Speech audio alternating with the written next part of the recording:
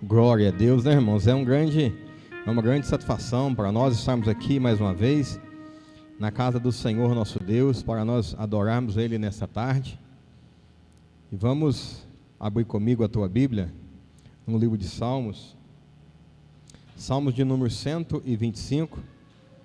Vamos estar lendo esses salmos e vamos prestar bastante atenção no decorrer do culto, porque Deus tem uma palavra abençoada para a nossa vida. Amém, irmãos? Salmo 125, verso 1 em diante. Os irmãos acharam? Os que confiam no Senhor serão como o monte de Sião, que não se abala, mas permanece para sempre. Assim como estão os montes à roda de Jerusalém, assim o Senhor está em volta do seu povo, desde agora e para sempre.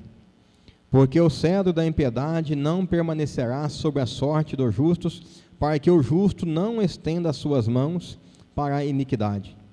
Fazer bem, ó Senhor, aos bons e aos que são retos de coração. Quanto àqueles que se desviam para os seus caminhos tortuosos, levá-los ó Senhor, com aos que praticam a maldade, paz haverá sobre Israel. Amém, irmãos? Esse salmo é um salmo bastante interessante, a qual eu gosto sempre de estar lendo ele, sempre de meditar nessa palavra, porque aqui fala sobre uma confiança, os que confiam no Senhor. E nós, eu e você, nós temos confiado no Senhor no decorrer da nossa vida. Pelo menos eu tenho confiado demais da conta no Senhor, e eu tenho visto o que Ele tem feito diante dos meus olhos. Eu tenho enxergado, eu tenho visto o que Ele tem feito para mim, na minha casa, na minha vida, na minha família, e naqueles também que estão ali ao meu redor. Então essa confiança em Deus é coisa que eu e você temos que ter, temos que carregar para conosco. Se você ver aqui, ó, no verso de número 2 fala assim, ó, assim como estão os montes à roda de Jerusalém. Jerusalém é situada, em volta dela tem os montes, ela fica no meio, em volta tem os montes. Assim o Senhor está em volta do seu povo, desde agora e para sempre. Então você entendeu bem o que isso quer dizer, o que esse verso quer dizer? Assim ali, Jerusalém está ali no meio, ali em volta está ali os montes. Assim como aqueles montes estão ali em volta de Jerusalém, assim o Senhor está em volta de mim e de você, nos guardando e nos protegendo todo dia da nossa vida. Então, se nós pegarmos esse versículo aqui e acreditar nele verdadeiramente, mal nenhum, irmãos, mal nenhum vai te acontecer, mal nenhum vai acontecer na tua casa, porque o próprio Deus, aqui fala que Deus está ali em nossa volta, nos guardando e nos protegendo.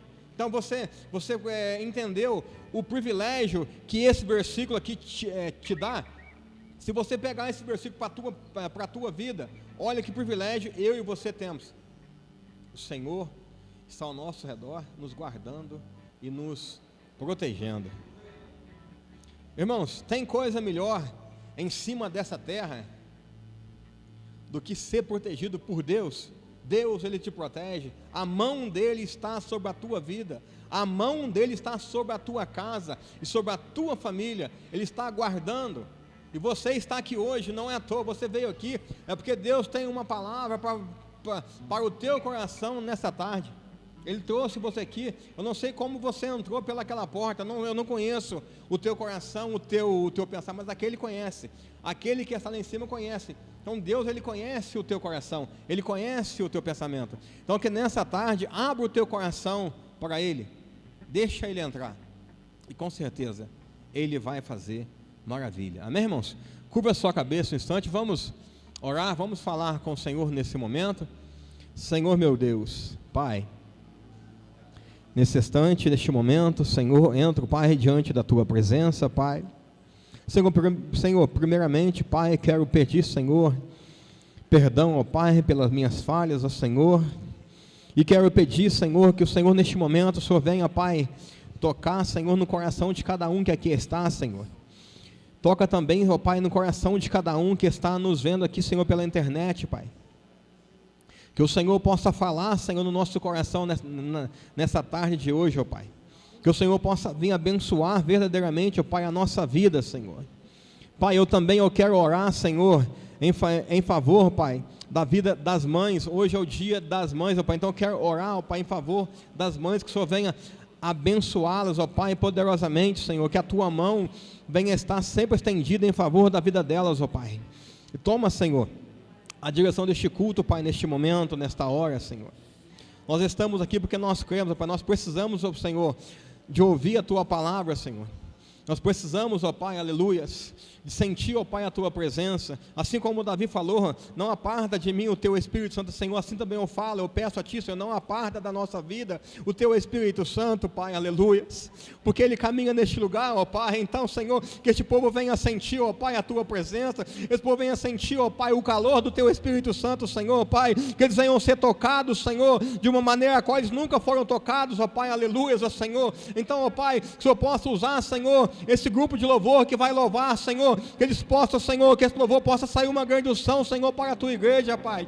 Oh, Senhor, venha usar, Senhor, aleluias, ó Pai, o pastor depois que vai vir, Senhor, ali com uma palavra, Senhor, ali com uma pregação, a qual foi o Senhor, é quem preparou para a Tua igreja, Senhor. Nós estamos aqui, Senhor, com sede da Tua palavra, Senhor. Então, Senhor, fala conosco, toca, ó Pai, na nossa vida. Toca, Senhor, na nossa casa, na nossa família, Senhor. Aqueles que ainda, Senhor, não Te aceitaram, ó Pai, mas que estão já, Senhor, amolecendo já o coração, ó Pai. Nos dá, Senhor, palavra de sabedoria, Senhor, para podermos falar, Senhor, com nossas famílias, ó Pai, com as pessoas que estão lá fora, com nossos colegas, Senhor, de trabalho, Senhor. Nos dá a palavra, Senhor, de sabedoria para falar, Senhor, do Teu amor para com eles, ó Pai. Porque eu creio que a Tua vontade, Senhor, de nós pregarmos a Tua palavra em cima dessa terra, Senhor, é de levar, ó Pai, o Teu evangelho, Senhor, aquele que ainda não ouviu, ó Pai. Então, Senhor, unge, Senhor, e capacita, Senhor, cada um, ó Pai, que aqui está neste momento, Senhor, para que a Tua vontade venha a se cumprir, ó Pai, na nossa vida, Senhor. Assim, ó Pai, eu quero Te agradecer, Senhor, nesse momento. Eu quero Te louvar, Senhor, em o nome de Jesus Cristo. E as palmas louvo o Senhor em nome de Jesus.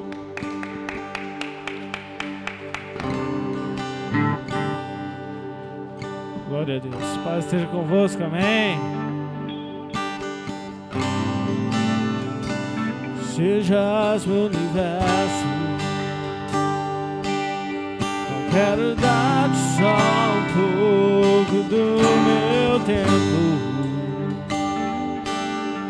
não quero dar-te um dia apenas da semana. Sejas meu universo, quero dar-te as palavras como gotas, quero que saiam de dilúvio de bênçãos da minha boca, que sejas meu universo, que sejas tudo que sinto e o que penso, e de manhã seja o primeiro pensamento e a luz em minha janela, que sejas meu universo e enches cada um dos meus pensamentos. A Tua presença, o Teu poder seja o alimento. Jesus, este é o meu desejo. Sejas meu universo, não quero dar-te só uma parte dos meus anos, eu quero o dono do meu tempo e dos meus planos, que sejas meu universo. Não quero a minha vontade, quero agradar-te. Cada sonho que há em mim, quero entregar-te.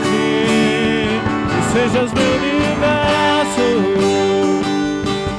que sejas tudo que sinto e o que penso. E de manhã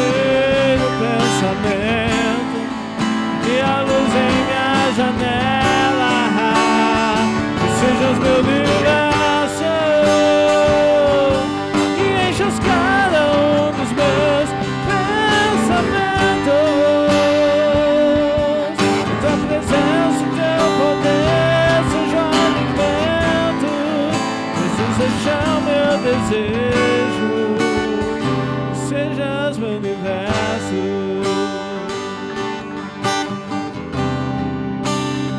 que sejas meu universo, que Ele seja tudo, amém? Será que você pode aplaudir a Jesus?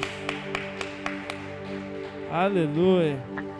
Aproveite aí, saia do seu lugar, cumprimente os irmãos, as irmãs. Fale para ele ou para ela que Deus te abençoe. Pode sair aí, vai. Cumprimenta aí ele ou ela. Chegou, tá quietinho, às vezes tá sentado ainda. Fala, meu irmão, levanta, vamos adorar a Deus. Vamos. Vamos lá. Deus é bom, amém. Esse próximo louvor é uma oração. Fala, aos teus pés.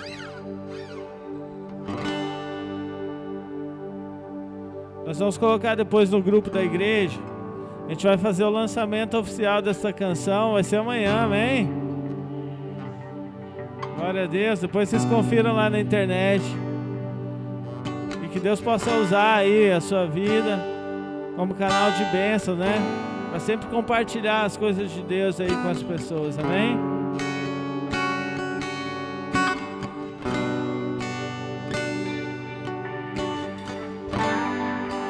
Aos teus pés quero estar, meu Senhor. Aos teus pés quero estar.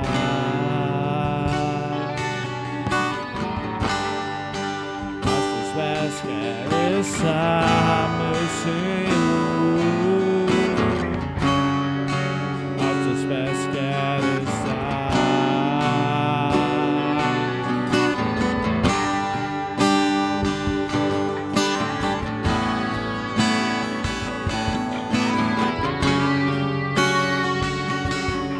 aos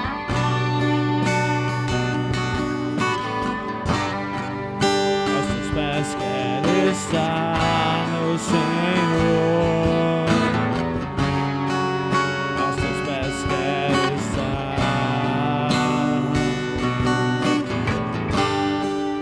aos teus pés quero estar, meu Senhor, aos teus pés quero estar, aos teus pés quero estar.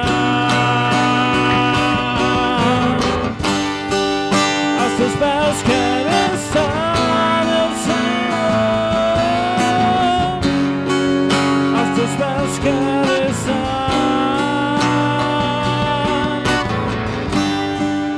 aos teus pés quero estar, meu Senhor,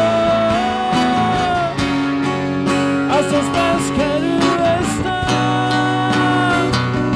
quando não tenho forças e coragem pra lutar, aos teus pés quero estar, meu Senhor.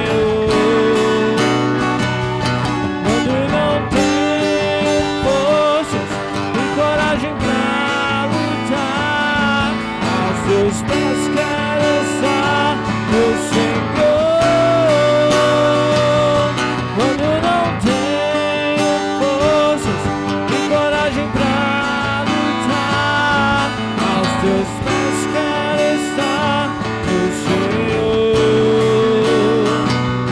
quando não tenho forças e coragem pra lutar, aos teus pés quero estar, meu Senhor,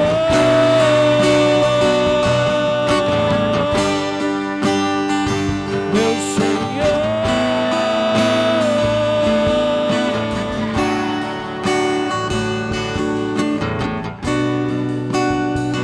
e aos teus pés eu quero estar, e aos teus pés é o meu lugar, aos teus pés quero estar, Senhor. Teus pés eu quero estar, e aos teus pés é o meu lugar, aos teus pés quero estar, Senhor.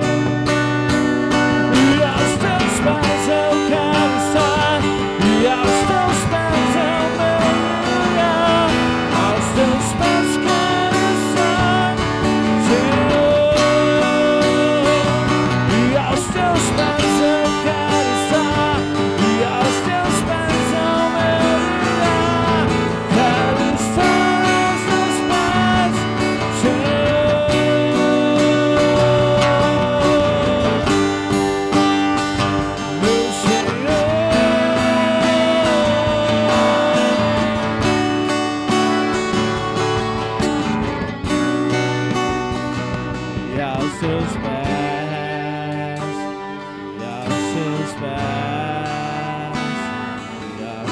teus pés.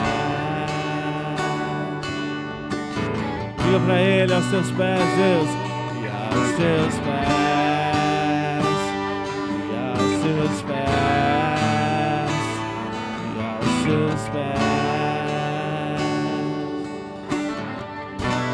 Aplauda Jesus, glória a Deus, aleluia.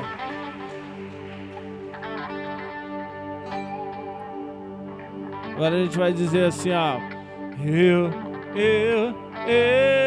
eu quero é Deus. Quem quer Deus aí? Você vai poder dizer então assim, quando a gente dizer, eu quero é Deus no café, no almoço e no jantar. Eu quero é Deus no café, no almoço e no jantar. Eu quero é Deus no café, no almoço e no jantar. Eu quero é Deus no café, no almoço e no jantar. Eu quero é Deus no café, no almoço e no jantar. Eu quero é Deus no café, no almoço e no jantar. Não importa o que vão pensar de mim, eu quero é Deus. Não importa o que vão pensar de mim, eu quero é Deus. Vamos lá, igreja. Eu quero é Deus no café, no almoço e no jantar. Eu quero é Deus no café, no almoço e no jantar. Não importa o que vão pensar de mim, eu quero é Deus. E não importa o que vão pensar de mim, eu quero é Deus. Ninguém morreria assim em meu lugar. Foi uma morte terrível pra me salvar. Por isso eu declaro, eu amo esse Deus. Vamos lá então. Eu quero é Deus no café, no almoço e no jantar. Eu quero é Deus no café, no almoço e no jantar. Não importa o que vão pensar de mim, eu quero é Deus. E não importa o que vão pensar de mim, eu quero é Deus. Ele é o pão vivo que desceu do céu. Ele é o Cordeiro de Deus, príncipe da paz. Ele é a raiz de Davi, ele é o leão de Judá.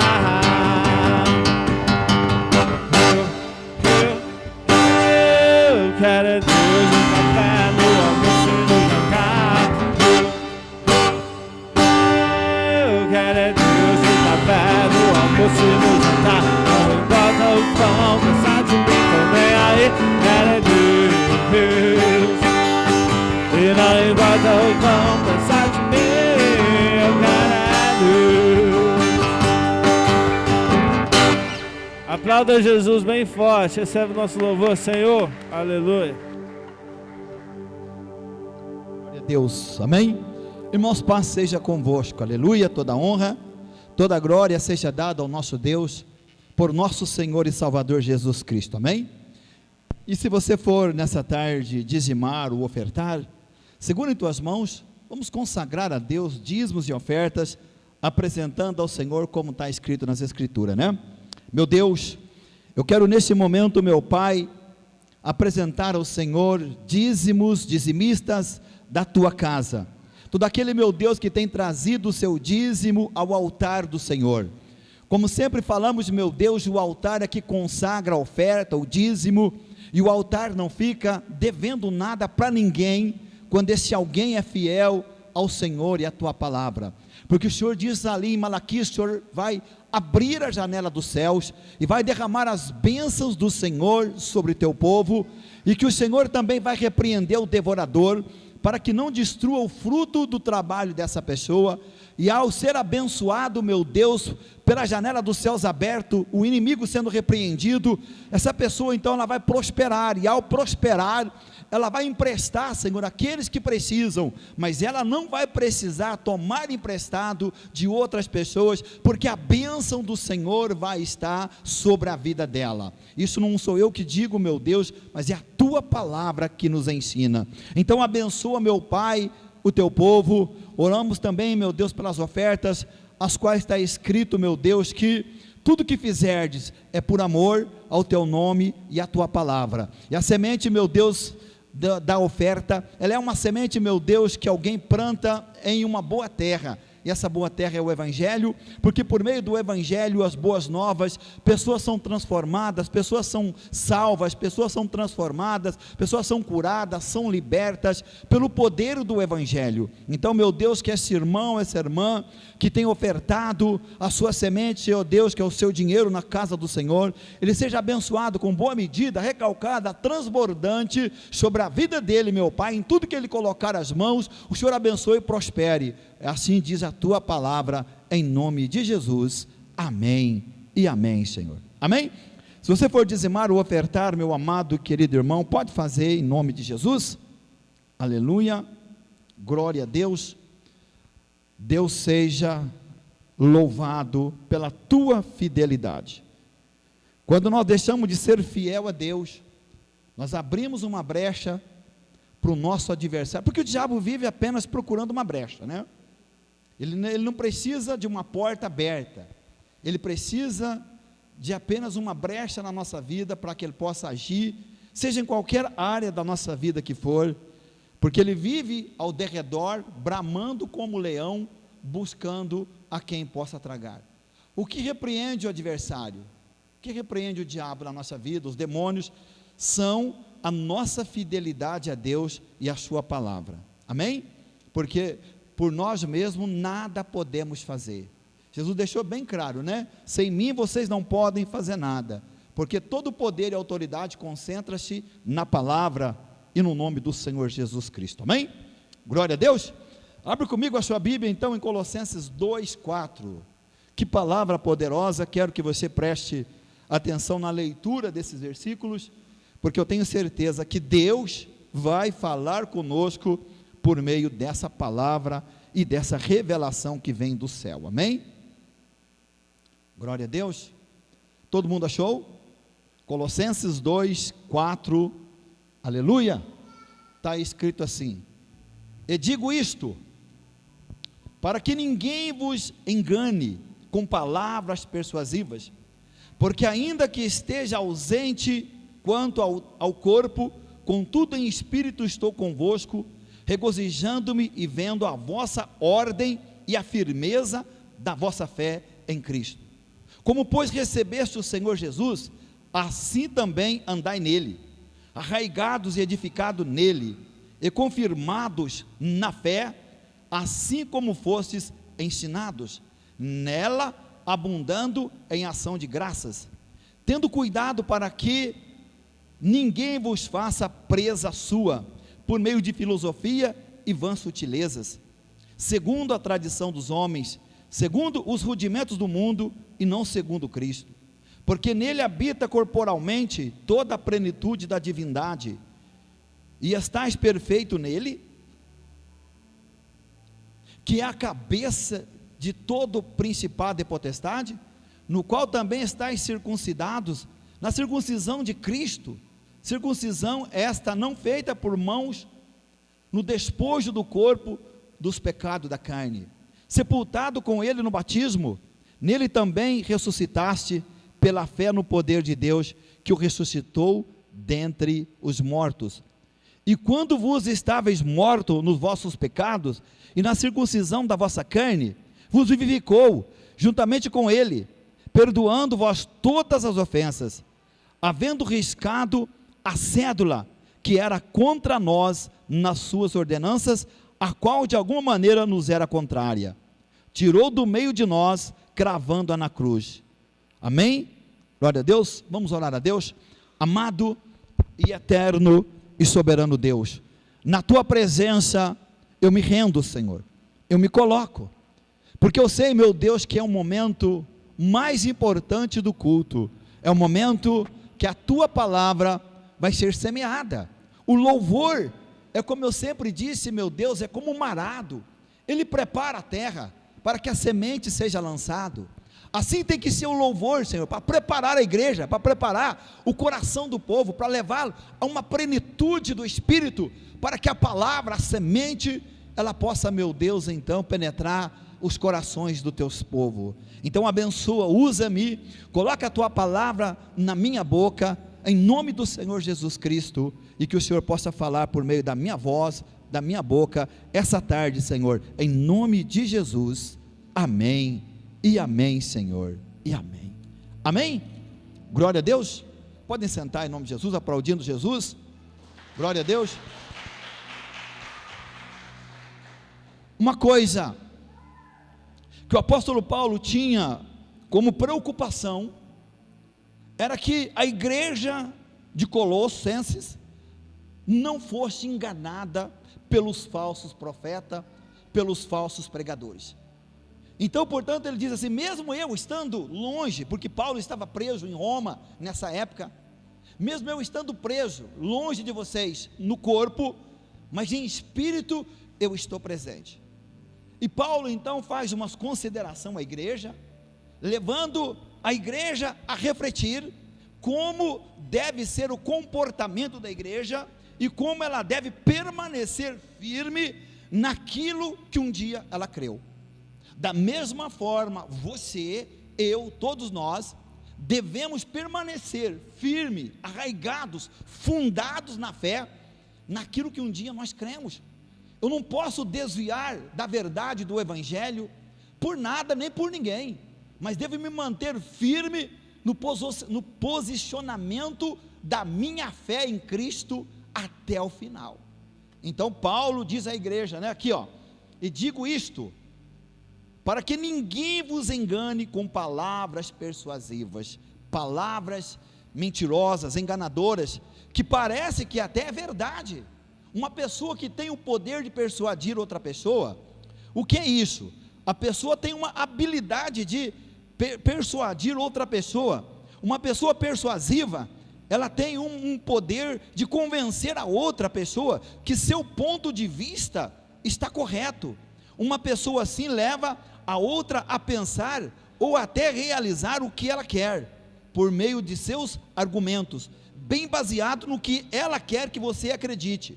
O diabo tentará nos enganar, usando até pregadores nos últimos dias.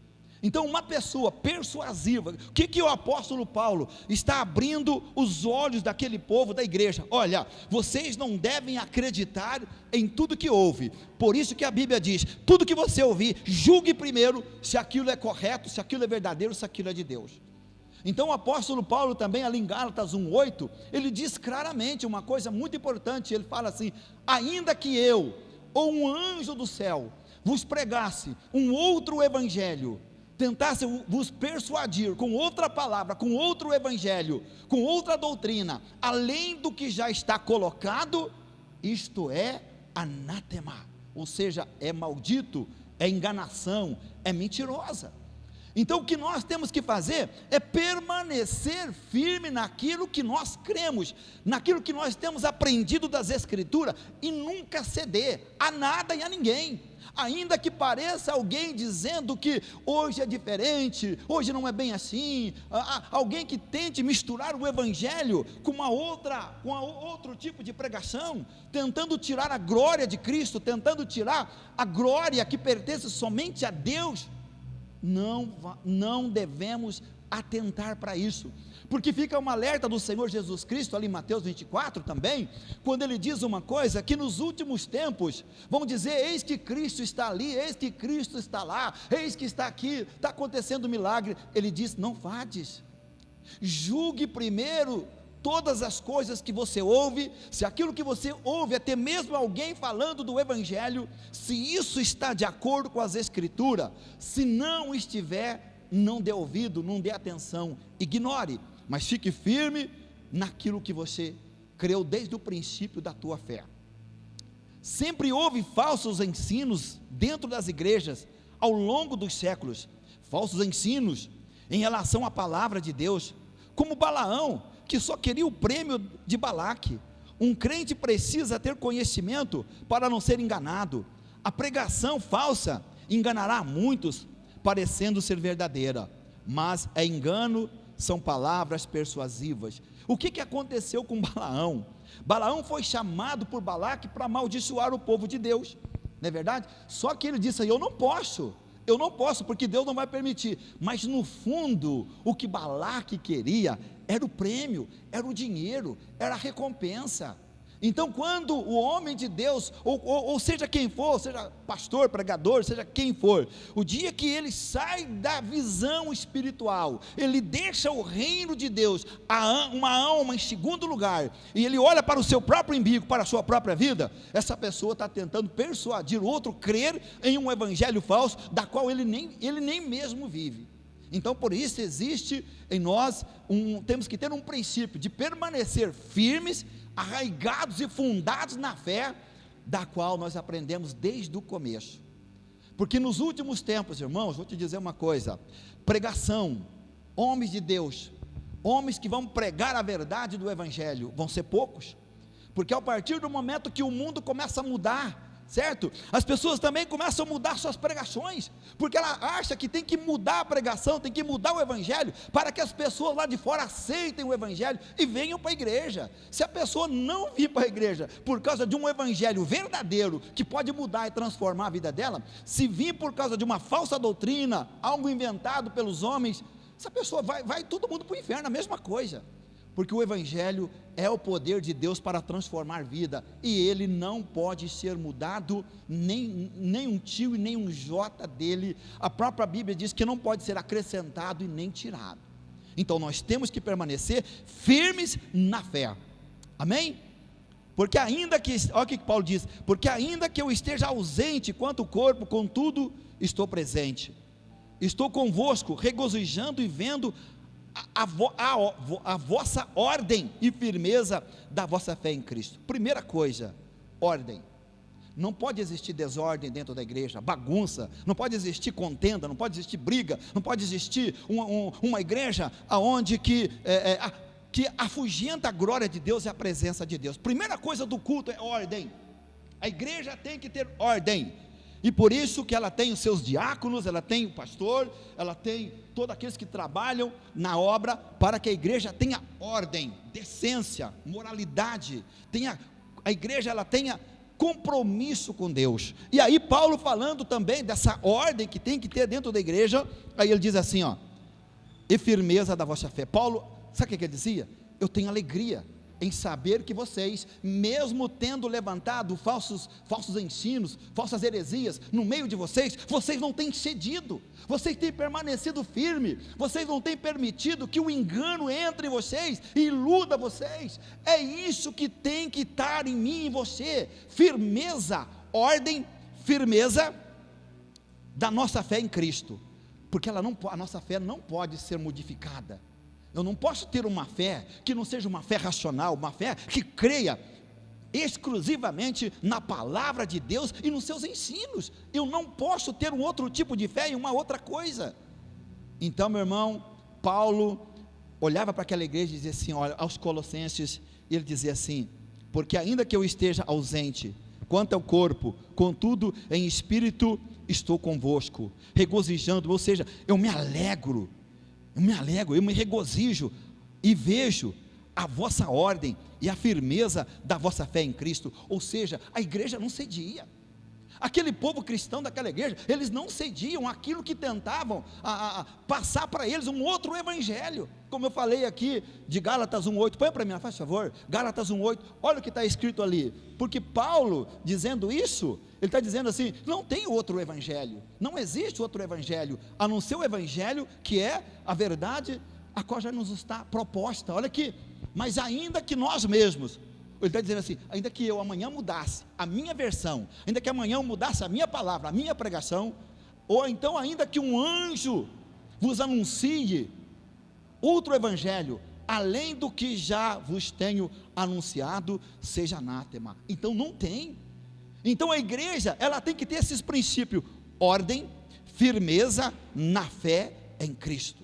Uma igreja que tem esses princípios, pode acontecer o que acontecer lá fora, o mundo pode mudar, as coisas podem mudar, mas a igreja que tem essa ordem, essa firmeza, esses princípios de fé em Cristo, esses homens, essas mulheres vão permanecer sempre fiel a Deus, porque eles sabem o que querem na sua vida.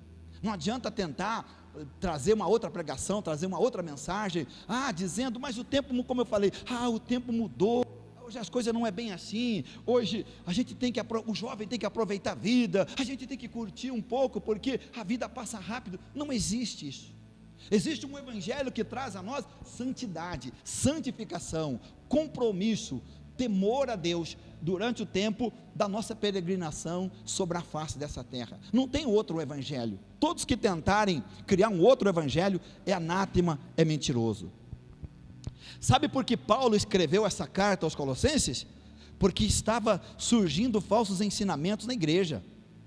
Paulo estava preso em Roma, quando escreveu essa carta, alertando a igreja do perigo das falsas doutrinas, né? Alguém que quer impor uma outra doutrina, um outro ensinamento que não é o da Bíblia. Aí ele também está falando aqui, Paulo diz, não estou convosco presente em espírito, estou com vocês, mas em espírito estou com vocês. Ele fala, me alegro vendo a vossa ordem e firmeza da vossa fé em Cristo. Os colossenses não cederam aos falsos ensinos daqueles que queriam distorcer os ensinamentos de Cristo, foram firmes na fé. Assim temos que ser nós também nesse tempo. Então aquela igreja não cedeu àqueles falsos ensinos que veio até eles, que tentaram colocar dentro da igreja. Eles não cederam, eles não permitiram. E assim temos que ser nós. Não podemos sair fora do evangelho. Portanto que a Bíblia diz, conhecereis a verdade e a verdade vos libertará. Temos que permanecer firmes dentro do princípio da nossa fé. Lembra quando você converteu? Lembra o homem que você era quando você converteu? A fé que você tinha, o amor que você tinha pela palavra, o amor que você tinha por almas, o amor que você tinha pelo evangelho. Eu morava na roça, 14 quilômetros daqui dava, de lá aqui, vinha a pé para a igreja, tempo de chuva, bati carro muitas vezes no barranco, indo embora, que eu tinha um poisézinho, bati esses carros, mas nunca desanimei na minha caminhada. Comecei uma obra aqui em Silvianópolis, há muitos anos atrás, que não tinha gente na igreja, e mesmo assim eu nunca deixei de estar aqui, sempre olhando para Cristo, autor, consumador da minha fé. Então eu tenho que louvar a Deus. Se eu olhasse pela circunstância da situação, eu não estava nem aqui há muitos anos, há muito tempo, mas eu não deixei me levar por aquilo que eu via com os meus olhos, mas permaneci firme, sabendo que Deus é poderoso para dar a vitória para aqueles que nele crê. Se você crê, você vai ver a glória de Deus sobre a tua vida. Não importa se está mudando os tempos, não importa se está chegando aí tempo de perseguição, não importa se estão dizendo que a Bíblia já é ultrapassada, não importa, permaneça firme naquilo que você creu, desde o princípio do teu começo com Deus, permaneça naquilo, porque fazendo isso, salvará tanto a ti mesmo, como disse Paulo a Timóteo, salvará tanto a ti mesmo, como aqueles que te ouvem também. Mas tem que permanecer arraigados, firme na fé, desde o princípio até o final, porque o próprio Jesus disse assim lá em Apocalipse, aqueles que vencerem, esse será salvo. Amém? Então o que Paulo fala aqui? Ordem e a firmeza da vossa fé. Eles tinham ordem na igreja e eram firmes na fé, que não deixavam se levar por nenhum vento de doutrina, por nada daquilo que surgia de novo, porque quantas coisas novas que ao decorrer dos anos surgiram no evangelho, mas que foram ficando para trás, e o evangelho permanece firme até hoje, e vai sempre estar firme, amém? Outra coisa importante, como pois recebeste o Senhor Jesus Cristo, assim também andai nele, arraigados e edificados nele, e confirmados na fé, assim como foste ensinado, assim como recebeste. O que é edificado? O que é estar edificado? Jesus não falou também ali, em Mateus 7, sobre a casa que está edificada sobre a rocha, que a casa não cai. E o que ele está dizendo? Que devemos andar arraigados. Meu irmão, o que sustenta uma árvore, ou um prédio que seja, não é o que está embaixo, não é o que está oculto, não é o que está escondido, a raiz daquela árvore, né? A base daquele prédio, de uma casa, que sustenta o que está para cima. Então, meu irmão, se eu e você não tiver arraigados, fundados, firme na palavra de Deus, nós não vamos chegar até o final, porque vai ter coisas, vai ter situações, o mundo, inimigos da nossa alma, vão tentar de todas as formas nos tirar da visão espiritual, nos tirar do caminho que nos leva à salvação e à vida eterna. Mas se eu tenho um propósito no meu coração, e edifiquei a minha vida sobre a palavra de Deus, sobre a Cristo, que é a rocha verdadeira, se eu edifiquei a minha fé em Cristo, na palavra, então nada desse mundo pode me levar de volta para Ele. Por que um cristão desvia? Porque ele justamente não está dentro desse princípio aqui, arraigados e edificados nele, e confirmados na fé. Não está, porque quem está nunca desvia, quem está nunca abandona Jesus Cristo, porque ele está edificado, ele está firme, ele está plantado, a sua fé, a sua vida, está plantada naquilo que ele crê. E se crê, meu irmão, o crer, e não tiver dúvida no coração, a própria Bíblia diz, tudo é possível àquele que crê. Então, meu irmão, quando nós estamos perdidos, Cristo nos salvou, agora devemos andar nos seus ensinos. Nosso modo de vida tem que estar ligado a Cristo e seus ensinos. Então, quando a minha vida está ligada a Cristo e aos seus ensinos, e a sua palavra é o meu norte, eu vou viver como o apóstolo Paulo disse, eu prossigo para o alvo. Todos os dias da tua vida, você vai estar olhando para onde? Para Cristo, autor, consumador da tua fé, porque você tem um alvo. Qual é o maior alvo da nossa vida, meu irmão? É Cristo. O maior alvo da nossa vida não é ficar rico, ficar milionário, né? Não, se Deus quiser prosperar você, Ele vai prosperar, vai abençoar, vai te colocar coisas nas tuas mãos, que você vai até ficar assustado, se você for fiel a Ele, se você estiver arraigado, firmado na palavra dEle, Ele vai te honrar. Mas a nossa fé verdadeira não está nas coisas temporárias dessa vida. A nossa fé está naquilo que Paulo diz, prossigo para o alvo, porque o meu alvo é Cristo. E qual é o maior alvo da minha vida? A minha alma, a minha salvação, a minha vida eterna. E para isso eu tenho que estar o quê? Arraigado aonde? Na palavra, nos ensinamentos de Cristo. Eu me volto para onde? Para o que a palavra me ensina. Eu me volto para, quando eu estou querendo perder o meu caminho, eu me volto para a palavra. Lembro aqui de Davi, que diz ali no Salmo 51, né, quando ele fala assim, cria em mim, ó Deus, um coração novo, renova em mim um espírito reto, não me lances fora da tua presença, torna-me dar a alegria da tua salvação, e me sustém com um espírito voluntário. Então Davi, ele reconhece que ele estava começando a titubear no caminho, que o coração dele já não tinha mais o mesmo amor que ele teve no princípio da sua conversão a Deus. É preciso que a gente também reconheça que eu hoje não tenho a mesma fé, não tenho crido mais, não tenho obedecido mais como eu era, não sou o mesmo homem espiritual, nem a mesma mulher espiritual, que eu tenho que voltar o meu coração agora, urgentemente, para buscar as coisas que são de cima, aonde Cristo está.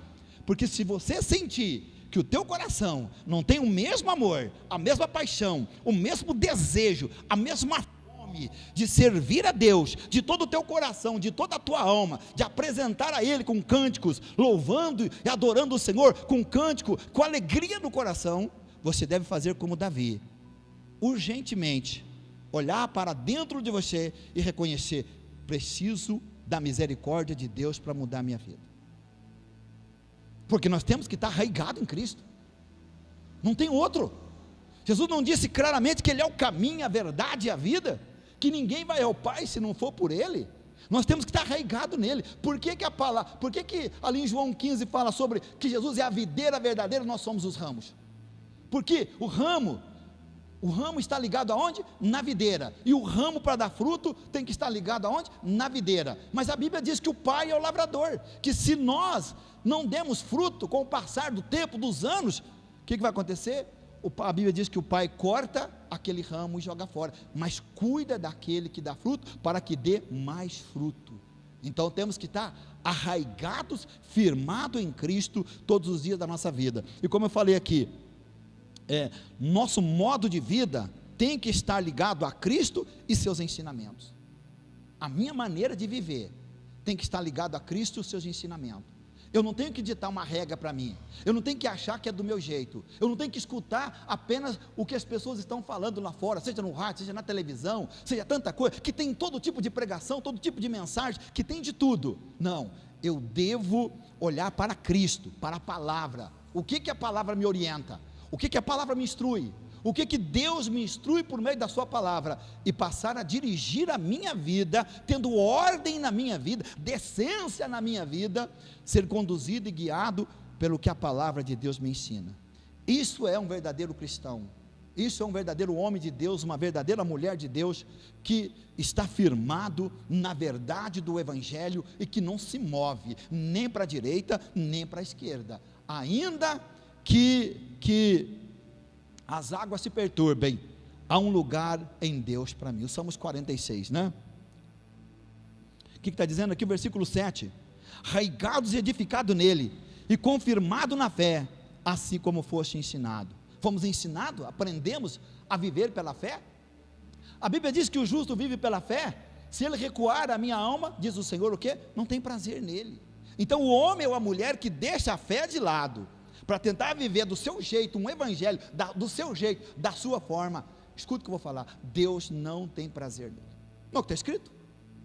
Né? O justo viverá da fé, se ele recuar, a minha alma não tem prazer nele. E o que a Bíblia também diz? Que hoje nós vivemos por fé, não por vista, porque estamos longe de Cristo, mas que um dia o veremos como ele é. Então hoje, eu estou vivendo pela fé. Eu não vi Cristo, não vejo Cristo, não vejo anjo, mas tenho uma fé na palavra dele, que um dia como ele é, eu vou ver ele. E a Bíblia diz também que como ele é, eu serei. Ou seja, assim como Jesus ressuscitou dos mortos, não é verdade? Assim como Jesus ressuscitou dos mortos, sendo a primícia de Deus, e o primeiro a ressuscitar dos mortos, assim também eu vou ressuscitar um dia, no dia da ressurreição. Não é verdade? Para estar junto com ele na glória. E assim como Jesus tem um corpo glorificado, assim também todos aqueles que vencerem nesse mundo terão também um corpo glorificado na eternidade, aonde a morte não tem domínio sobre vós mais. Arraigados e edificados nele, viver de acordo com seus ensinos e ser firme na fé, na qual só posso estar se estiver vivendo de acordo com a palavra de Deus. Você só pode ter esses princípios, estar arraigado, estar firmado na fé, se estiver vivendo de acordo com a palavra de Deus. Não temos que mudar nem um tio e nem um jota da palavra, nem acrescentar, nem diminuir. Então não tem como eu dizer para você, não irmão, olha aqui, tudo bem, você está vivendo uma vida aí, está na geladeira, vamos dizer assim, né? Você está na geladeira, você está vivendo uma vida de qualquer forma, de qualquer maneira, mas Deus te ama. Deus ama, irmão. Só que Deus não ama o pecado. E pela consequência do pecado, é que o homem vai para o inferno. É a consequência do pecado, a consequência de não dar atenção, de não dar ouvido àquilo que o Espírito Santo fala à igreja. A igreja tem que estar disposta a ouvir e obedecer aquilo que Cristo tem nos ensinado, aquilo que Cristo tem nos orientado pela sua palavra. Eu louvo a Deus, eu glorifico a Deus, porque todos os que têm pregado aqui, eu presto muita atenção em cada pregação, em cada palavra que as pessoas falam, não é verdade? Eu presto muita atenção na pregação que você faz aqui em cima, presto muita atenção, para mim, e observo aquilo que você prega. Graças a Deus, que os irmãos têm pregado, nesse domingo passado de Santa Ceia, por exemplo, foi maravilhoso. Eu gostei da pregação de todo mundo. Foi muito boa a palavra que cada irmão trouxe naquele dia, porque trouxeram a verdade, dispuseram a verdade do Evangelho, a qual tem que ser pregada, a qual tem que ser anunciada, entendeu? Olha o versículo 8: tende cuidado para que ninguém vos faça presa sua por meio de filosofia e vã sutileza, segundo a tradição dos homens, segundo os rudimentos do mundo, e não segundo Cristo. Paulo agora fala à igreja para tomar cuidado, para não dar ouvido às filosofias e vã sutileza. Qualquer ensino dentro da igreja que não é fundamentado dentro da palavra, que não coloca Jesus como governador nosso e Cristo, é falso. Qualquer ensinamento dentro da igreja que não glorifica a Deus é falso, é mentiroso. Se a minha pregação sair fora do contexto das escrituras, ela é falsa. Ela pode ser linda, ela pode ser maravilhosa, ela pode ser uma pregação, nossa, que pregação, né? Muito bem argumentada, muito bem preparada, mas se ela estiver fora do contexto da palavra, aonde coloca Cristo como Senhor, como nosso Salvador, isso é mentira, isso é a falsa filosofia, humanista, enganadora, falsa, que ensina aquilo que a Bíblia não fala, que coloca Cristo de lado e prega a sua própria mensagem, da sua própria cabeça, da sua própria mensagem, da sua própria cabeça, da sua própria mente, porque tem colocando em prática mais o conhecimento humano do que colocando aquilo que as escrituras ensinam. Então, Paulo está dizendo que cuidado com as falsas filosofias, não dão ouvido a falsas pregações, a falsos pregadores, e vã sutileza. O que é vã sutilezas? Um comportamento hábil, engenhoso, perspicaz, que tem agudeza de espírito. Ter sutileza é apresentar algum argumento engenhoso com a finalidade de complicar, obstruir o outro. Então o que acontece? Alguém que traz uma mensagem, ou um pregador, ou seja, quem quer que seja, que apresenta uma mensagem que sai fora da palavra, para tentar levar a pessoa a acreditar naquilo que ele quer. A partir do momento, meu irmão, por isso que a Bíblia diz que no final dos tempos, muitos serão enganados, até os escolhidos. Se você não conhecer a Bíblia, se você não conhecer a palavra de Deus, outros vão pregar, e você vai ficar até dando glória. Tem gente que está pregando errado, e tem gente dando glória, e tem gente dando amém, amém. Para você dar glória, você tem que saber se aquela palavra que saiu verdadeiramente merece glória. Para você dar um amém, que eu estou concordando, você tem que saber se aquela palavra verdadeiramente cabe um amém. E quantas pessoas, quantos pregadores que eu vejo estar pregando que o inferno é um lugar onde de prantos e ranger de dente, e todos aqueles que desobedecem o evangelho vão para lá, amém, e amém, amém, amém. Tem gente que vive falando amém sem ter noção.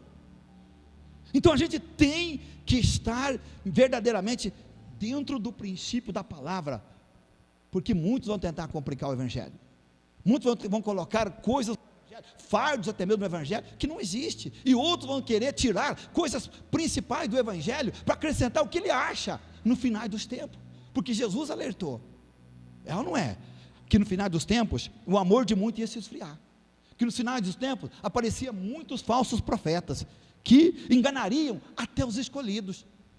Então tudo que você ouvir do evangelho, que não estiver de acordo com a palavra de Deus, meu irmão, não dê ouvido, porque tem gente hábil, engenhosa, perspicaz, que tem agudeza de espírito, tem sutileza, e apresentar algum argumento engenhoso, com a finalidade de complicar, ou obstruir o outro. Então vão deixar o verdadeiro, o que está dizendo aqui? Muitos vão deixar o verdadeiro evangelho de lado. O que Paulo está dizendo? Muitos vão deixar o verdadeiro evangelho de lado, e vão começar a pregar aquilo que eles acreditam que é útil a eles. Então por isso que Paulo alerta a igreja, amém? O versículo 9, porque nele habita corporalmente toda a plenitude da divindade,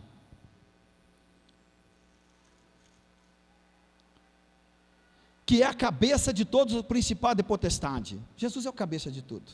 Vamos voltar aqui um pouquinho, para você entender melhor, em 1 Colossenses 1,14, olha o que está escrito aqui, 1 Colossenses 1,14, olha ali,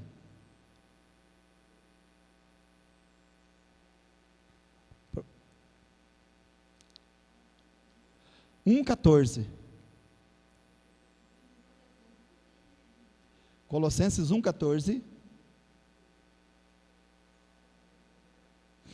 Olha ali. Em quem temos a redenção pelo seu sangue, a saber, a remissão dos pecados, o qual é a imagem do Deus invisível, o primogênito de toda a criação. Porque nele foram criadas todas as coisas que há nos céus e na terra, visíveis e invisíveis, sejam tronos, sejam dominações, sejam principados, sejam potestades. Tudo foi criado por ele e para ele. Olha o 17. E ele é antes de todas as coisas, e todas as coisas subsistem por ele. E ele é o cabeça do corpo da igreja, é o princípio, o primogênito dentre os mortos, para que em tudo tenha preeminência, porque foi do agrado do Pai que toda a plenitude nele habitasse. Então o que está acontecendo aqui? Tudo foi criado por Cristo, tudo foi criado por ele, não tem uma coisa, porque ele é antes que existisse o pó da terra, antes que existisse qualquer coisa criada. O que está escrito aqui no versículo 17? Ele é antes de todas as coisas, e todas as coisas subsistem por ele, ou seja, ele é antes de tudo, e todas as coisas só existem por ele. É por isso que ele é o cabeça de todas as coisas, porque ele é o criador de todas as coisas, seja trono, principado, potestade, seja demônio, seja anjo, seja homem, seja o que for, ele é o cabeça de tudo, porque tudo foi criado por ele e para ele. Então ele é o cabeça de tudo. E aqui está dizendo o quê? É o cabeça, que é a cabeça de todo principado e potestade, no qual também estáis circuncidados na circuncisão de Cristo, circuncisão esta não feita por mão no despojo do corpo do pecado e da carne. Então, veja bem, Cristo é o cabeça, o primogênito de toda a criação, ele é o primeiro. Tudo que tem, tudo que você vê, tudo que você pensa que existe, tudo foi criado por ele e para ele, desde o que há no céu, os anjos, né? O sol, a lua, as estrelas, o mar, toda a criação, foi tudo criado por ele e para ele. É por isso que ele é o cabeça de tudo, o Senhor de tudo. E hoje, a Bíblia diz também que ele é o cabeça do corpo da igreja, ele é o Senhor da igreja, ele é o dono da igreja, porque ele a comprou com o seu próprio sangue, derramado ali na cruz do Calvário. Então Cristo é o nosso cabeça, amém?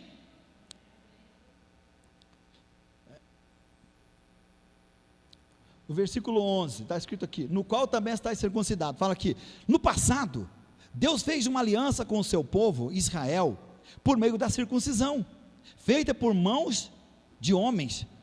A nossa circuncisão é feita pelo próprio Cristo, não como foi feita a de Israel, feita por mãos de homens. O crente, ao ter um encontro com Cristo, ele é transformado pelo Espírito Santo, que muda a pessoa no seu interior, tornando esta pessoa templo do Espírito Santo.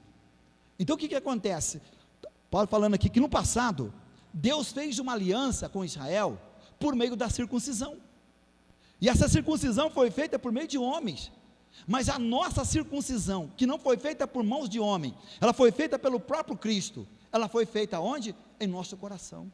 A transformação que houve em nós, ela só ocorreu porque Deus, por meio de Jesus Cristo, nos amou e entregou por nós naquela cruz, e por isso que o Espírito Santo transformou a nossa vida, o nosso coração, arrancando o coração de pedra e colocando um coração de carne. Então houve uma circuncisão em nossa vida também, uma transformação, uma mudança do velho homem para um novo homem, uma velha mulher, cheia de defeito, de pecado, cheio de coisas erradas, para transformar numa nova pessoa, agora justificada e lavada e remida pelo sangue do Senhor Jesus Cristo. É como disse Jesus a Zaqueu, hoje veio salvação nessa casa. Então quando Jesus entrou na nossa vida, Ele arrancou de nós o velho homem, a velha pessoa, com os seus defeitos, com tudo quanto era ruim em nossa vida, e nos fez um novo homem, uma nova mulher, transformado para a glória do nome dEle, amém? Então no passado, Deus fez uma aliança com Israel, por meio da circuncisão, mas hoje conosco, Ele fez uma aliança, por meio de Cristo e pelo Espírito Santo, e nós tornamos o quê? a partir desse momento, você torna o quê? O que a Bíblia diz? Que nós somos o quê? Templo do Espírito Santo. Aonde Deus habita? É em você. O teu corpo é santo. Portanto, a Bíblia diz que se alguém destruir o corpo, com bebida, com droga, com prostituição, com qualquer coisa, que não é direcionado por Deus na vida, esse homem, essa mulher, destrói o seu corpo, que é o seu próprio templo. E Deus também nunca vai habitar em um templo aonde está cheio de pecado. Você acha que Deus vai habitar num crente que vive no pecado? Você acha que Deus vai morar na vida de um crente que vive no erro? Você acha que Deus vai morar num crente que vive no pecado, na bebida, na droga, na mentira, no engano, na falsidade? Não, Deus não vai habitar num homem assim, nem numa mulher assim. Por isso que a Bíblia diz: sede santo, porque eu sou santo, em toda a vossa maneira de viver. A Bíblia nos confronta em relação a isso, que eu tenho que tomar cuidado na minha maneira de viver. Se é para mim tomar cuidado na minha maneira de viver, é para mim me policiar, é para mim ver o que eu faço com a minha vida, porque às vezes as pessoas pensam, eu sou livre para fazer o que quiser. É livre, mas vai ter que dar conta a Deus um dia, porque tudo que nós fazemos, está tudo registrado diante de Deus. Não pense você, que meus atos, minhas atitudes, minhas palavras, elas são esquecidas no mundo espiritual. Não pensa que o meu pecado, eu até gostei dele, e eu até esqueci dele, e que Deus ignorou aquilo que o homem fez, o que a mulher fez. Não.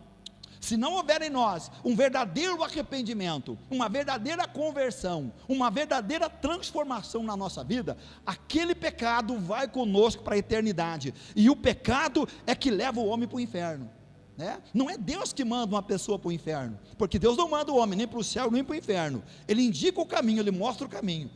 Agora cabe a nós, como a senhora pregou aqui, irmã Fátima, você falou sobre o quê? Quem que tinha que obedecer a Deus? Você pregou sobre o quê na sexta? Nós temos que obedecer a Deus. O princípio de uma vida de comunhão com Deus está na obediência. Desobedecer a Deus, não dar ouvido àquilo que Deus fala, porque quando Deus falou para Isaac, que ia descendo ao Egito, e Deus disse para ele, para nesse lugar, e ele ouviu a voz de Deus, e parou naquele lugar, Deus o abençoou, porque ele deu ouvido àquilo que Deus falou com ele. Da mesma forma, hoje é a mesma coisa. Se eu não der atenção e ouvido àquilo que Deus fala comigo por meio da sua palavra, como que eu vou ter a bênção de Deus sobre a minha vida? Eu vou estar lutando contra Deus? Sou eu mais forte do que Deus? Para não atentar para aquilo que o Espírito Santo fala por meio da sua palavra? Sou eu mais forte do que Deus? Para irritar Deus, como diz a própria Escritura? Sou eu alguém que posso contender com Deus, como disse Jó? Sou eu que posso debater com Deus? Querer que Deus me aceite ou concorde comigo? Não, meu irmão. Deus vai sempre trabalhar na tua vida ou na minha vida de acordo com a sua palavra. Por isso que quando eu não atento para aquilo que a Bíblia diz, eu pago um preço. Eu pago um preço por não atentar para aquilo que a Bíblia diz em qualquer área da minha vida, seja na vida física, seja na vida espiritual, seja na vida profissional, seja na vida financeira, qualquer coisa da vida. O que eu falei a princípio? Que o diabo não precisa de uma porta aberta para entrar na vida de um crente, ele precisa apenas de uma brecha. Se ele tiver uma brecha para entrar na tua vida financeira, ele vai entrar. Se ele tiver uma brecha para entrar no teu casamento, ele vai entrar. Se ele tiver uma brecha para entrar na tua vida espiritual, ele vai entrar. Se ele tiver uma brecha para entrar na tua vida sentimental, ele vai entrar, porque ele não precisa de uma porta aberta, de uma brecha. E olha que ele veio para matar, roubar e destruir. É por isso que o crente precisa estar arraigado, fundado, firmado na verdade do Evangelho. Outro ponto importante aqui, que o diabo tem êxito na vida dos crentes. Isso aqui é uma das coisas mais sérias que existe. O diabo leva os cristãos, ele não trabalha diretamente, ele trabalha indiretamente, porque quando ele trabalha diretamente na vida da pessoa, a pessoa se manifesta. Você ora e a pessoa manifesta. Mas quando ele trabalha indiretamente, ele trabalha por meio de falsos ensinamentos, filosofias, heresias, nossos pensamentos, dos quais nós acatamos. Quantas vezes você deixou de fazer aquilo que Deus disse para você fazer, porque você não creu no que Deus falou? Quantas vezes? Quantas vezes você não obedece aquilo que, às vezes você até crê, você até acredita, mas você não consegue colocar em prática e viver aquilo que Deus fala, porque parece que você, mesmo acreditando, sabendo que aquilo é verdade, que está escrito nas Escrituras, mas você não dá atenção, você não põe em prática, e o diabo fala, e aí parece que vem um medo, não, eu não vou fazer assim, principalmente em relação à vida financeira, a dízimo e oferta. É as duas coisas que o diabo mais trabalha na vida dos cristãos, levando eles a ter medo. Não, mas se eu for dizimista, onde que se viu? Eu vou dizimar, eu vou ofertar na casa de Deus, não sei o que, não sei o que. Então o diabo já lançou uma semente, a pessoa catou aquilo, ela aderiu àquilo que o diabo colocou, ela abriu uma brecha para o diabo já trabalhar na vida dela, e por isso que a vida, vou dizer seriamente, que a vida financeira de muita gente dentro da igreja não muda, ele não é nada daquilo que Deus gostaria que ele fosse, porque ele tem medo, ele tem dúvida, ele nega aquilo que a Bíblia está falando, que ele deve crer de todo o coração, porque a Bíblia diz que tudo é lícito a nós, se nós crer de todo o nosso coração. Estou certo ou estou errado? E quantas vezes nesse ponto o diabo tem êxito na vida dos crentes? Quanto ponto? Eu conheço uma pessoa, que quando eu conheci essa pessoa, ele era doente, enfermo, eu fui na casa dessa pessoa, fiz uma visita, orei para essa pessoa e Deus transformou a vida dela. Essa pessoa veio para a igreja, ficou um bom tempo na igreja, de repente ela começou a entrar pela internet afora, terra de ninguém, né? E ali ela começou a ver dizer assim, não, estudos de pessoas que dizem que dízimo não existe, que dízimo não é de Deus, que não sei o que, não sei o que. Hoje a pessoa está longe de Jesus, afastado, desviado e fora do caminho da salvação. Está toda a família fora dos princípios da palavra de Deus. Tem alguma coisa a ver? Não sei, julgue você. Mas, o que eu acabei de dizer aqui? Que o diabo não precisa de uma porta, precisa apenas de janelinha, de um buraquinho. O diabo é mais ou menos como, você sabe o que é a luz, quando o sol começa a raiar, aliás, começa a clarear o dia, ele não entra por qualquer fresta, não entra, se tiver lá na tua casa, qualquer lugar, uma fresta para ele entrar, ele vai entrar, vai lá, ele está lá fora, mas por aquela fresta, a luz entrou. O diabo não é diferente, ele trabalha dessa mesma forma, na vida dos cristãos. É por isso que a vida de muita gente não muda, passa anos, sai anos, entra anos, e a vida não muda, porque ela tem medo de crer naquilo que a palavra de Deus tem falado para ela. Quem garante não é o pastor, isso, quem garante é Deus. É Deus que garante, então você pode cobrar dele, porque se tem um único lugar na Bíblia que diz que você pode cobrar de Deus, ali estou falando sobre dízimo e oferta. Provai-me nisto, diz o Senhor. Amém? Vamos ao versículo 12. Sepultado com ele no batismo, nele também ressuscitastes pela fé no poder de Deus que o ressuscitou dentre os mortos. Sepultado com ele no batismo, o crente morre para o pecado, para o mundo e para si mesmo. Sendo assim, Deus não vê mais a pessoa e seus pecados. Deus agora não vê em Cristo, Deus agora o vê em Cristo, o possuidor da vida. Filipenses 2, 7 e 8, vamos comigo lá? Filipenses 2, 7 e 8.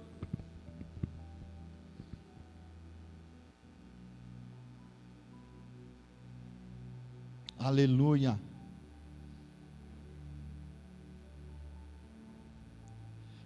Mas fez a si mesmo de nenhuma reputação, tomando a forma de servo, fazendo-se semelhante aos homens, e achando na forma de homem, humilhou-se a si mesmo, sendo obediente até a morte e morte de cruz. Jesus era Deus e ele foi obediente até a sua morte. Ele não negou um minuto, ele foi firme até a sua morte. E tudo isso ele fez por quê? Por amor a mim e por amor a você. Romanos 6, 6 e 13. Olha ali, Romanos 6, 6 ao 13. Sabendo isto, que o nosso homem velho foi com ele crucificado, para que o corpo do pecado seja desfeito, para que não sirvamos mais ao pecado. porque aquele que está morto está justificado do pecado. Ora, se morremos com Cristo, cremos que também com Ele viveremos, sabendo que, tendo sido Cristo ressuscitado dentre os mortos, já não morre, a morte não mais tem domínio sobre ele. Pois quanto a ter morrido de uma vez, morreu para o pecado, mas quanto a viver, vive para Deus. Assim também vós, considerai-vos certamente mortos para o pecado, mas vivos para Deus, em Cristo Jesus, nosso Senhor. Não reine, portanto, o pecado em vosso corpo mortal, para lhe obedecerdes em suas concupiscências, nem tampouco apresentai os vossos membros ao pecado, por instrumento de iniquidade, mas apresentai-vos a Deus. O que é se morrer com Cristo? A Bíblia diz que o homem, ele morre para o mundo e nasce para Deus. Quando você passa pelo batismo, você está dizendo que você morreu para o mundo, ao velho homem, a velha natureza, a velha criatura, seja jovem ou velho, todo mundo nasce debaixo do pecado. Então, quando a pessoa morre para o mundo, ela nasce para Deus, para viver com Cristo. E agora essa pessoa precisa apresentar os seus membros a Deus, o seu corpo a Deus, em sacrifício vivo, santo e agradável a Deus, como diz ali em Romanos, que é o vosso culto racional. Através do quê? Do meu corpo, da minha fala, da minha mente, da minha pessoa. Eu apresento a minha vida a Deus, que foi transformada. Tudo do passado que havia em mim, todo o pecado do passado, tudo do passado que aquele velho homem, aquela velha mulher praticava e fazia, agora após a sua morte com Cristo, não é verdade? Ele ressuscitou, então aquilo ficou para trás. Ninguém mais será condenado pelos seus atos do passado, do que praticou na sua vida, antes de entregar a vida para Cristo. Ninguém mais, porque a Bíblia diz em Romanos 8:1, alguém lembra desse versículo? Romanos 8:1? É, igreja, que está escrito em Romanos 8:1? Oi? Isso, portanto, agora nenhuma condenação há para aqueles que estão em Cristo Jesus, com uma condição. Olha ali, ó. Portanto, agora nenhuma condenação há para os que estão em Cristo Jesus, que não andam segundo a carne, mas segundo o Espírito. Ou seja, a minha vontade da minha carne tem que ser sacrificada, crucificada, morta, para que eu possa viver com Cristo. É por isso que a Bíblia nos ensina uma coisa, que haverá uma luta em nós, entre a carne e o Espírito, porque um opõe ao outro. Às vezes a nossa carne deseja tal coisa que Deus condena, e o nosso Espírito nos alerta, não vá por esse caminho, como eu preguei aqui na quarta-feira. Há caminhos que ao homem parece direito, mas o final é a morte. Há caminhos que ao homem, suas decisões, a sua vontade, parece que é boa, mas é a morte. Então, haverá sempre essa batalha em nós, essa luta em nós. Mas se eu morri para o mundo, eu ressuscitei com Cristo, e vou estar, e da mesma forma, irmãos, que o Espírito Santo ressuscitou a Jesus Cristo, após ele ter morrido, trouxe ele de volta, da mesma forma, o mesmo Espírito Santo nos trará de volta no dia da ressurreição, e nos apresentaremos a Deus um dia com um corpo que? Glorificado, e nunca mais morreremos. Não foi o que nós lemos ali? Assim como Cristo não morre mais, nós também nunca morreremos, porque traremos a imortabilidade em nós. Amém? Agora, o velho homem morreu com Cristo no batismo. Se morremos com Cristo, cremos que com ele viveremos. A morte não tem mais poder sobre o crente, morto para o pecado e o mundo, porque Jesus foi o nosso substituto. Jesus pagou um preço primeiro, né? Ele pagou um preço em nosso lugar. Agora vamos lá em 1 Pedro 3:22. Amém? 1 Pedro 3:22. Olha ali. Glória a Deus.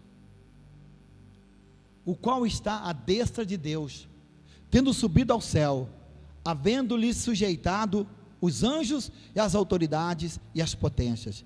Então Jesus está onde hoje? Irmãos? Jesus está onde hoje?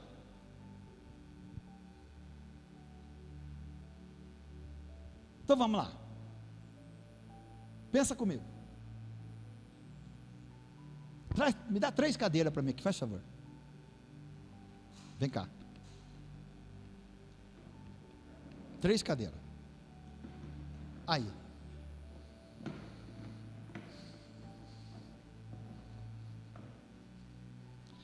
Aonde Deus está sentado? Jesus está sentado que lado? À direita. E a terceira? Pertence a quem? Hã? Quem? Rapaz, bate aqui. Você foi mais corajoso que todo mundo aí, cara. É isso aí. A terceira cadeira pertence ao Espírito Santo. Aqui está o Pai, né? Na minha maneira, aqui, eu que estou de frente aqui. Aqui está o Pai, aqui está o Filho. Essa cadeira está vazia. E o Espírito Santo está onde? Onde que o Espírito Santo está? Não. O Espírito Santo está onde? Na terra. Ele não está aqui. A terceira pessoa da Trindade, que é o Espírito Santo, não está aqui na terra. E nós sabemos que isso está indicando o quê? Que Jesus está voltando. Logo Jesus volta para buscar a sua igreja. Enquanto hoje ele esteve aqui. Olha aqui. Jesus venceu a morte e agora está ao lado do Pai no céu, à sua direita. Você sabe que no céu tem 3 tronos? No meio o Pai, à direita o Filho e um trono vazio, o qual pertence ao Espírito Santo, porque ele não está no céu, está na terra. Deus já fez a parte dele. Jesus também já fez a parte dele. Vivendo na terra, nós estamos no fim. Deus fez a parte dele, qual foi? Deus amou o mundo de uma tal forma que enviou o seu único Filho, para que todo aquele que nele crê não pereça, mas tenha a salvação e a vida eterna. Jesus veio aqui e morreu por nós numa cruz, nos comprando com o sangue dele, não foi? Mas Jesus voltou para o Pai, não voltou? E a Bíblia não diz que um dia ele vai voltar? E quem está aqui hoje convencendo o homem do pecado, da justiça e do juízo? O Espírito Santo. E a Bíblia não diz que no final dos tempos o Espírito Santo vai ser tirado? Ou seja, vai ser afastado da função de convencer os homens? Hoje ainda o Espírito Santo está convencendo os homens ao arrependimento. Então, meu irmão, permaneça firme no propósito do teu chamado até o fim. Não abra mão do teu compromisso, da tua santidade, da tua vida com Deus. Não abra mão, não troque isso por nada dessa terra, porque as coisas dessa terra são tudo passageira, e as coisas de cima, ela é eterna, não é verdade? Então, fica aqui o meu conselho para você: ame a Deus, busque ao Senhor, seja fiel enquanto é tempo, mas a Bíblia diz: esforça, tenha bom ânimo, que eu te ajudo. Nenhum desanimado, nenhum preguiçoso vai dizer assim que é fiel a Deus, se não esforçar na caminhada com Cristo, porque nem tudo depende de Deus, muitas coisas dependem de nós, porque a partir do momento que eu conheço tudo, eu sei tudo, conheço a Bíblia, conheço a palavra, eu tenho que esforçar. Não é o que a Bíblia está dizendo? Esforça, tenha bom ânimo, que eu te ajudo. Amém? Glória a Deus. Você pode aplaudir Jesus então bem forte?